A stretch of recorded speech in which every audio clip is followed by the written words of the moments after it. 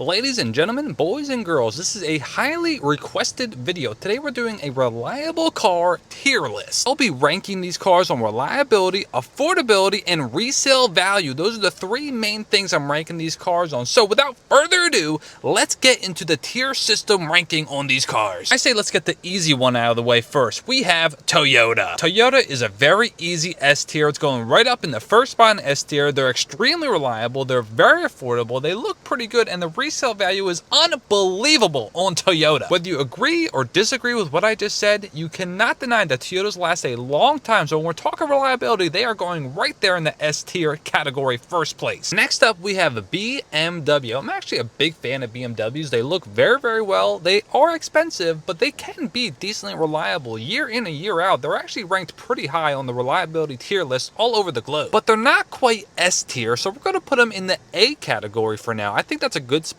for them. Like I said, they're not the most reliable cars, but they're not unreliable. But people think they're unreliable just because they're very expensive to maintain. So I'm going to put BMW in the A category. They can be reliable. Yes, they're expensive. They're definitely not going to go in the S category, but I like BMW. A category. Here we go. Moving on, we have Chrysler. Chrysler is a manufacturer that has had some highs and some lows, but if we're talking reliability, if we're talking resale value, if we're talking longevity, guys, I'm going to have to put Chrysler in the D category for reliability. They have tons of issues. I've never seen a Chrysler last anything over 80 to 90,000 miles. In my opinion, and from the research I've done and the cars I've seen of Chrysler, they have to go in the D category. They are not reliable. Next up, we have one of my personal favorite car manufacturers, one of the most slept on car manufacturers of all time. Easily, we have Mazda. I'm going to put Mazda in front of A. I'm going to put in the first spot in the A category. They're great cars. They are very reliable cars. They can last a decent amount of time. Very cheap to maintain. They're not quite S tier just yet. You know, I've seen some Mazdas with some issues later on in their life, but for the most part, they're pretty good cars.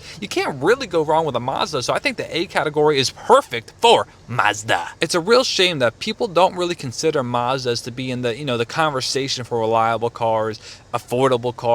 People don't really talk about Mazda like that. And in my opinion, every single person I've seen that has a Mazda, they absolutely love the car and they last a decent amount of time. Now, moving on, we have Volkswagen. Volkswagen is a very unique manufacturer. Their cars they're like a big question mark for me. It's weird because I see some people say they love their Volkswagen, they last a long time, they had a great experience. Then I see other people say the complete opposite. So in my personal opinion, I don't think very highly of Volkswagen. The parts are not really cheap. They're not really cheap cars, and I don't think they last a super long time. But you might have one, and it might be a completely different story for you. But for me personally, I'm going to put them in the C category. I'm going to put them in the lower end.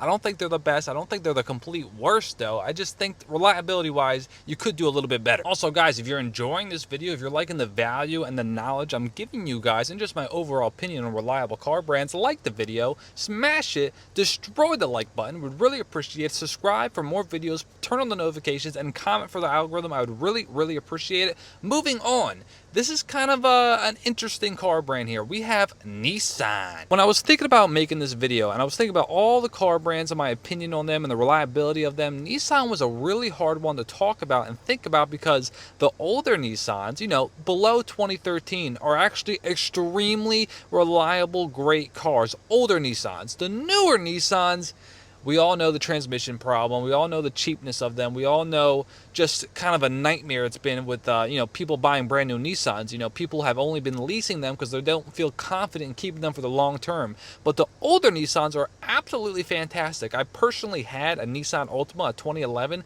and that puppy got me through so many reliable miles. They treated me very, very well. But ranking Nissan, I'm going to have to put it in the C category, right behind Volkswagen. Again, just their new cars, the past almost decade, they just haven't been really reliable as they used to be. I don't know what happened.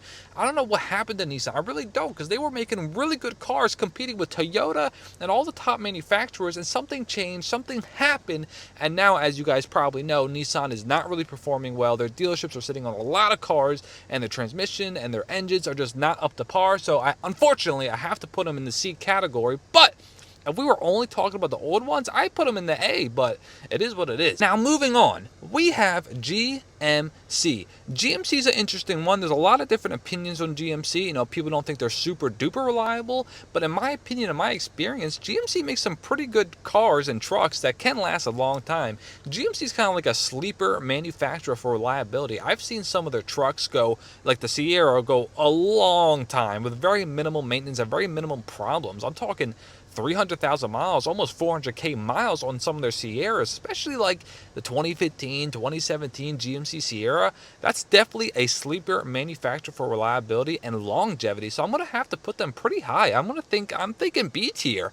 I'm thinking GMC is going to B tier. You guys might not agree with that, and if you don't, let's talk about it in the comments a little bit. You know, I'm open for discussion, but from my experience and some of their SUVs and trucks they make, guys, GMC is not too shabby in my opinion. Let's say you buy a GMC Sierra, maybe like a 2020, and you take very good care of it, stay on top of the maintenance, stay on top of the oil changes, stay on top of that engine. I'm very, very confident you can get a lot of good miles out of it, and then when you're done with it, you can probably sell it and get some pretty good money for it. So I think it's justified putting GMC in the B category.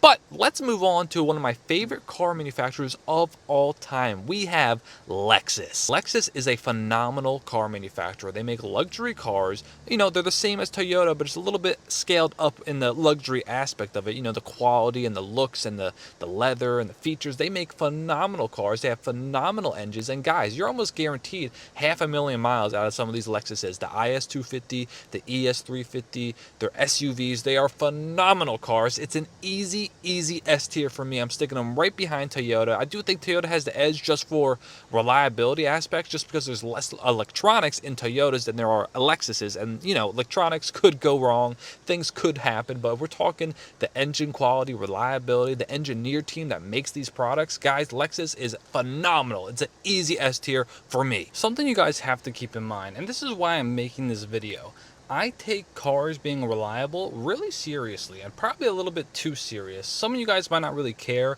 reliable, not reliable. Maybe you just want to get over 100K miles out of your car and that's it. In my opinion, you're spending your hard-earned dollars on a vehicle to get you from point A to point B.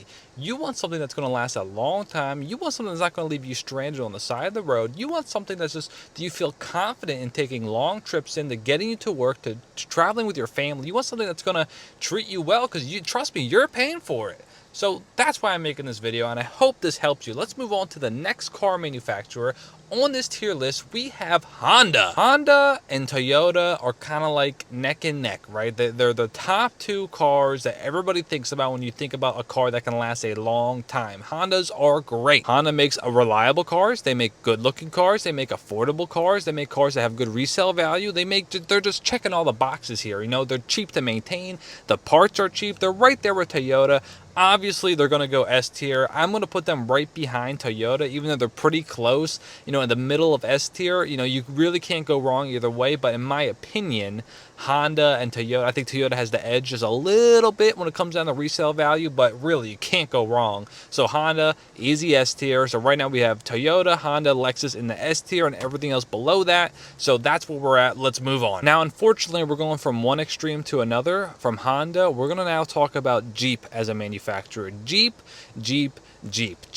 are prone to some issues. They're prone to not lasting a long time. They don't make the highest quality engines. They don't make the best cars in the world. You know, every time I see someone with a Jeep, they're always getting stuff done to it. I mean, water pump issues, transmission issues, electronic issues, engine issues. Guys, the list goes on. This is obviously my opinion. If you have a Jeep and you're watching this and maybe you get phenomenal miles out of it, you know, I'm just talking about on average here, right? And you could do a simple Google search and this will tell you the same dang thing. Jeeps are not really reliable. This is a easy D tier for me. I mean, I don't know what to say. All right, Jeep. I work at a car dealership, right? And whenever we get a Jeep on the lot, it's never ending with the issues. And if you have a Jeep or had a Jeep, tell me in the comments your experience with your vehicle. I mean, I would love to hear some feedback, because in my opinion, Jeeps are not it. So this is a easy D tier for me. Okay, moving on. We have Hyundai. Hyundai's it's kind of like the middle pack type of car, not the worst car in the world, not the best car in the world. Affordability is there. They cost, they have good cost to them. They're not, you can get a pretty good looking Hyundai with loaded features for relatively a cheap price, so they definitely are good there. Affordability is definitely there in a Hyundai. You can lease, you can finance, you can buy one outright, and you're not really spending a whole bunch of money, but you're getting a lot of car. Reliability wise, they're not the best in the world, but they're not complete utter, no good, so somewhere in the middle, you know what I mean? I'm thinking like B tier in the middle, I think that's a good spot for them. Like I said, they're not the best manufacturer in the whole wide world, but they're definitely not the worst. You could definitely get some miles out of these puppies, over 100K for sure, creeping up to the 200K, you might start seeing some check engine lights, but other than that, I've seen people enjoy their Hyundais. You're not spending a lot of money up front for these cars, and like I said, they look good. Hyundais look good. You cannot deny that. So yeah, B tier is where they're going. Now, this next car manufacturer might be a little bit controversial. My opinion on them, that might not make you guys too happy, but we have to talk about them. Ford. Some of Ford's cars and trucks are very good. They can last a decent amount of time, and other Ford products are not so good. I know a couple people that have bought in brand new Fords, and within 1,000 miles, their check engine light comes on. That is absolutely unacceptable on a new car. But I've also seen some Ford F-150s last a really, really, really long time. Like, I'm talking ridiculously long for a Ford. Old school F-150s, you can definitely get some miles out of them. Ranking it is a little bit hard for Ford because it's very inconsistent. These cars, like I said, you can get a brand new one and get a check engine light, but I've seen some Ford F-150s last almost 500,000 miles. So, I had a little bit of trouble ranking this, but I think a good spot for them will be the C tier, somewhere in the middle. I'm going to stick them right there. You can see it in the video. I think C tier is a respectable spot for them. I think they have really good potential to be reliable cars, but at the same time, buying a brand new one and seeing a check engine light is pretty ridiculous. And there's a lot of people that have went through this and had to get, replace a lot of stuff. Luckily, they're under warranty for buying a new car, but it's still pretty ridiculous. So I'm going to put them C tier. I could change my mind eventually. Maybe I'll make a part 2 to this video, but C tier is where Ford's going. Last and certainly not least, the last manufacturer for reliability, for longevity, for resale value in this tier list, we have